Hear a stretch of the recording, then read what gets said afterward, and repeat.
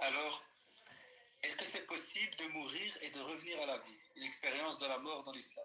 C'est-à-dire on sort du corps, mais que c'est pas pour toujours. Non, ça c'est de n'importe quoi. Parce que quelqu'un qui sort donc de la vie, il ne peut pas revenir. Lui, il croit qu'il était mort. Non. Celui-là, il était donc, on peut dire, il est dans le coma ou il est dans un sommeil profond. Il n'était pas mort. Ok? La mort, c'est quand ton âme quitte le corps définitivement. C'est pour ça qu'on appelle le sommeil la petite mort. D'ailleurs, le Coran, il parle de ce cas-là.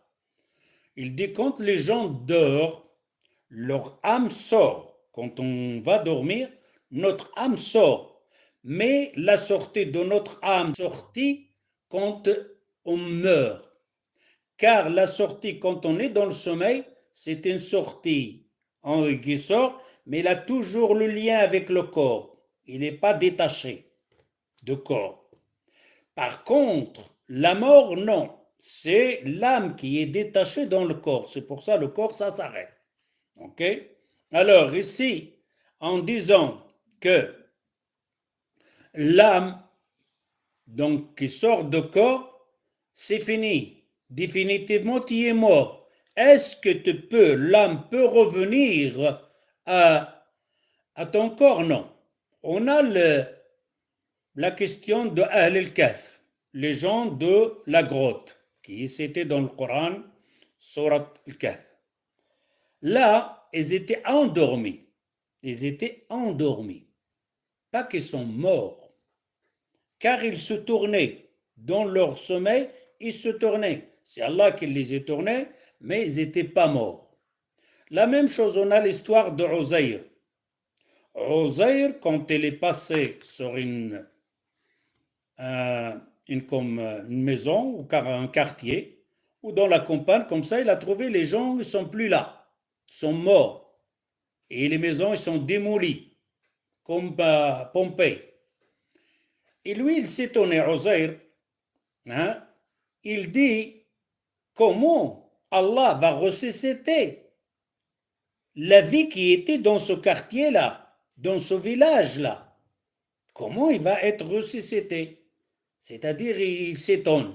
Pas qu'il ne croit pas, non. C'est comme l'histoire donc de Moussa, quand il a demandé de voir Allah Azzawajal. Alors Allah Azzawajal va lui prendre son âme. Est-ce qu'il lui a pris son âme, c'est-à-dire qu'il est mort? Non. Il est comme dans le sommeil, mais il ne bouge pas. Il est resté 100 ans ou plus que dans ce cas-là.